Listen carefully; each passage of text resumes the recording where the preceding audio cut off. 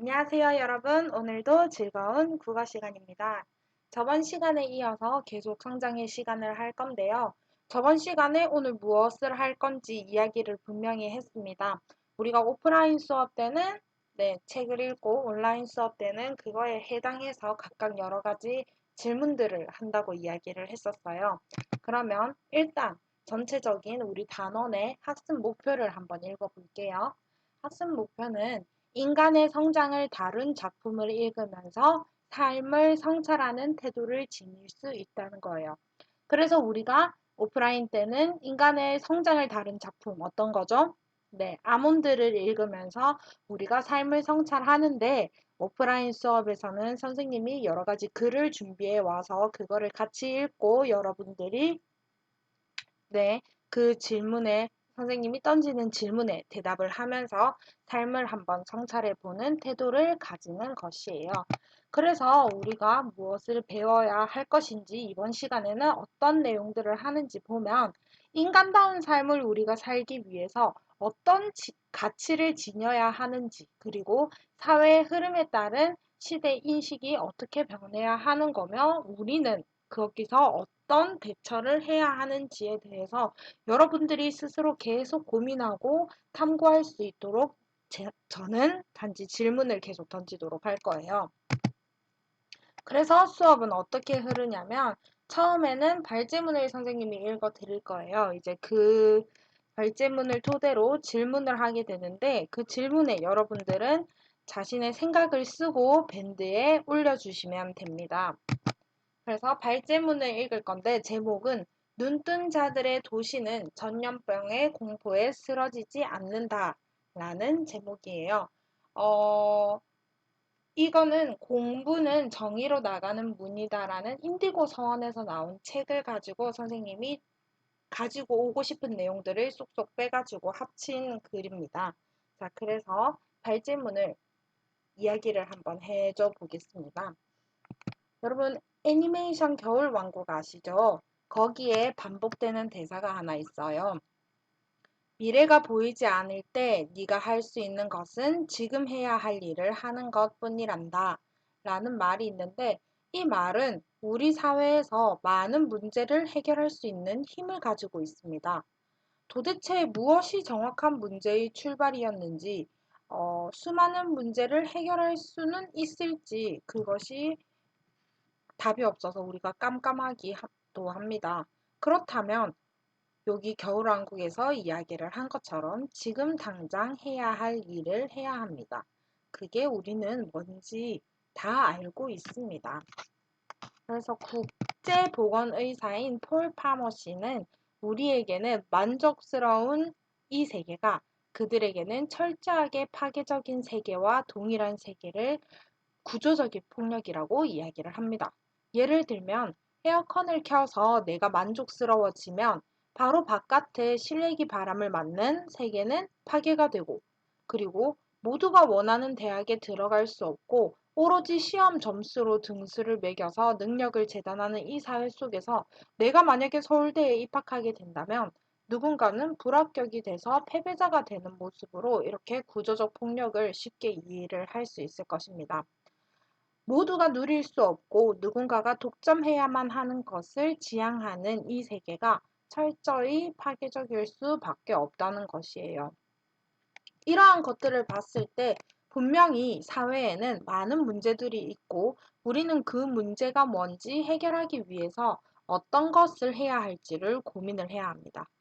지금 코로나19 바이러스로 전염병의 공포가 전 세계를 휩쓸고 있는 이 순간에 우리가 해야 할 일은 어떤 것인지, 그리고 어떤 가치를 가장 중요하게 여겨야 하는 것인지, 그리고 그걸 지켜내기 위해서 우리에게는 어떤 노력이 필요한지 고민을 하고 실천하는 것이 바로 우리가 해야 할 일인 것 같습니다. 영화 이야기를 잠깐 해볼게요. 영화 레미제라블의 마지막 장면에 여기 장발장의 영혼이 죽음을 비로소 이제 구원받으면서 육체에서 빠져나오자 화면에 빛이 가득 들어차면서 나지막한 민중의 노랫소리가 들려옵니다. 근데 이 화면은 그 민중들이 이제 노래를 부르는 그런 장면인데요. 이런 거요.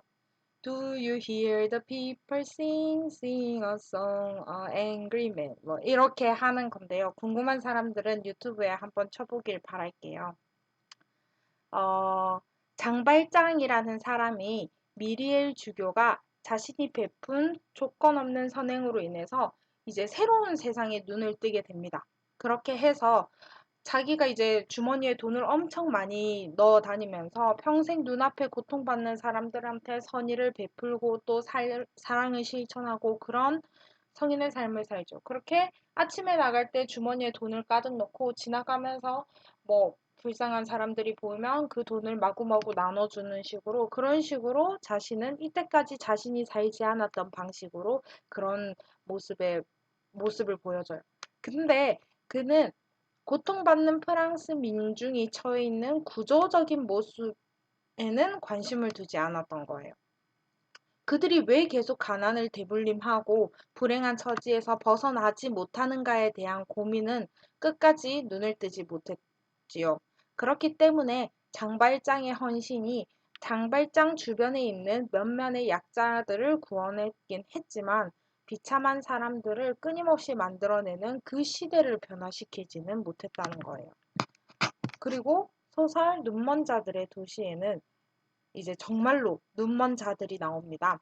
백색 실명이라는 전염병이 계속 일어나게 되는데요. 그래서 그 도시의 사람들이 점점 눈이 하얗게 되면서 눈이 머는 거예요. 이 소설은 눈이 멀어가면서 인간의 추악한 모습을 엄청 적나라하고 구체적으로 묘사를 하고 있어요. 소설 속의 사람들은 막 혼란스럽고 공포스러워 하면서도 동시에 내 안전이 우선이고 내 욕구가 우선이고 그것들을 충족하기 위해서 폭력도 저지르고 살인도 저지르고 심지어 강간까지 저지르는 엄청난 악행들을 많이 저질러요. 근데 그 속에서 단 한 명의 눈뜬 자가 있습니다. 저기 맨 앞에 서 있는 여자인데요. 이 여자는 백색병에 걸리지 않은 의사의 아내입니다. 점점 포악해지는 사람들에게 공포를 느끼면서 처음에는 자기가 병에 걸리지 않았다는 사실을 숨겨요. 근데 결국 그런 극악한 짓을 하는 약탈 집단의 우두머리를 죽이게 되고 사실 나는 눈이 보인다 이런 것을 밝히게 됩니다. 그리고 같이 있던 무리의 사람들을 돌보면서 사랑으로 이루어진 작은 공동체를 이루게 되지요. 옆에 보면 뒤에 사람들이 막 따라오는데 다 같이 손을 잡고 이렇게 서로에게 의지하면서 따라오는 모습이 보이지요. 네, 그 순간 사람들의 눈은 다시 보이기 시작하게 됩니다. 이렇게 레미제라블과 눈먼 자들의 도시 이 두 이야기 속에서는 우리나 동일한 문제를 생각해 볼 수 있습니다. 여기에는 각각 두 개의 눈멈과 그에 상응하는 두 개의 눈뜸에 대한 의미가 담겨 있습니다.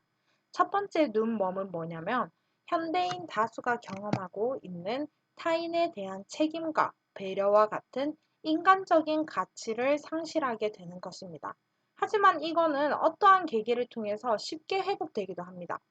예를 들어서 레미제라블에서 장발장이 그랬던 것처럼 그리고 눈먼 자들의 도시에서 의사의 아내랑 그랑 함께 했던 사람들이 그랬던 것처럼 타인에 대한 사랑의 힘은 서로한테 전염이 되어서 막 이렇게 퍼져나가기도 합니다. 더 심각한 문제는 뭐냐면 두 번째 눈멈입니다. 두 번째 눈멈이라는 것은 부랑 권력을 차지한 소수가 대다수의 사람들을 지배하고 있는 사회 자체의 구조적 모순에 대한 우리가 인식을 하지 못한다는 것입니다. 단순한 타인에 대한 배려나 사랑과 같은 심적 동기를 필요로 하는 것이 아니라 우리가 살아가고 있는 사회 체제와 구조가 지니고 있는 어떠한 모순에 대해서 우리가 통찰을 할 수 있고 이해를 할 수 있고 어떠한 행동을 하고 실천이 필요한 것이에요. 그렇다면 우리는 어떤가요? 우리는 대부분 눈먼을 걷고 있는지 모릅니다. 일상에서 우리가 타인에게 무심한 채로 자신의 이익만 추구한 채 살아가고 있는 우리 사회가 지니고 있는 그런 구조적 모순에는 크게 관심을 두고 있지 않습니다. 그렇죠. 수동적인 역할에만 머무르지 않고 시대의 구조적인 문제를 직시하고 해결하기 위해서는 내가, 여러분이 어떻게 존재하고 있는지를 다시 생각하는 과정이 우리는 필요한 것 같습니다. 그래서 모든 인간은 타인과 관계를 맺으면서 살아가고 있고 그것은 매일 단순히 얼굴을 마주하는 이웃, 이 범위를 넘어서서 전 세계적이고 전 생명 공동체의 범위를 아우르게 됩니다. 그렇다면 우리가 모든 순간에 인간성이 최우선이 되는 개인으로 성장할 수 있는 방법이 과연 있을까요? 우리가 함께 생각해 보면 좋겠습니다. 지금 코로나 사태로 우리 여실히 드러난 우리 사회의 문제점은 무엇일지, 그리고 그 속에서 가장 빛나는 가치는 무엇인지, 그리고 그 가치를 지켜내기 위해서 우리는 어떤 양심이 필요할지를 함께 생각해 봤으면 좋겠습니다. 그래서 저의 질문은 이렇게 두 가지입니다. 첫 번째, 전염병의 시대에 무엇이 가장 중요한 가치인가? 그리고 두 번째, 어떤 양심이 우리를 지켜줄 것인가에 대해서 여러분들의 생각을 써서 이제 선생님이 뒤에 첨부할 파일은 그 생각을 쓰는 종이를 넣어놨는데요. 거기에 써서 밴드에 올리시면 됩니다. 그 쓴 내용만 올리셔도 됩니다. 자, 근데 이렇게 올리라고 하니까 어떤 내용을 써야 할지 감이 안 잡히는 여러분들이 많을 것 같아요. 그래서 그 공부는 정의로 나아가는 문이다라는 책을 한번 보면 여러분들의 또래, 중고등학생들이 이런 질문들에 대해서 같이 고민하고 이야기를 합니다. 그래서 그 내용들이 조금 써 있었는데요. 그걸 조금 들고 와봤습니다. 이유진이라는 친구는요, 밖에 나가지도 못하고 집에 갇혀 있다시피 하는 요즘 평소처럼 휴대폰을 두드리다가 코로나 바이러스로 벌어진 지금 이 사태를 막기 위해서 봉사를 하는 사람들의 이야기를 뉴스에서 보게 되었습니다. 그래서 땀을 흘리고 의료 봉사를 하고 방역 작업을 하고 코로나에 취약한 계층을 찾아가서 봉사를 하는 모습을 보면서 저는 멍해졌습니다. 제가 언제 사태가 종결되고 대체 계약은 언제 하냐면서 터덜거리고 있을 때 그들은 몸소 행동했다는 사실을 깨달았습니다. 봉사자들이 말하는 함께, 다 같이라는 단어를 들을 때마다 우리가 공동체라는 사실이 와닿습니다. 그분들이 봉사하는 이유는 돈 때문도 주목받기 위함도 아니라 지금 이 사태가 우리가 직면한 문제이기 때문이었습니다. 라고 여기 보면 전염병의 시대에 뭐가 가장 중요한 가치일지에 대해서 이 친구는 어떻게 보면 다 함께, 다 같이 이런 것들을 중요한 가치라고 생각을 했을 수도 있어요. 여러분들도 생각하는 뭐가 이 시대의 가장 중요한 가치일까를 생각해서 이렇게 글로 써주시면 되고요. 그리고 나서 우리는 네, 어떤 그런 가치를 지키기에 어떤 양심을 지켜야 하는지도 한번 보겠습니다. 우리 사회에서 꼭 지켜야 하는 양심은 침묵하지 않기라고 생각합니다. 저는 제일 양심에 찔릴 때가 틀린 것을 보고 말을 못할 때입니다.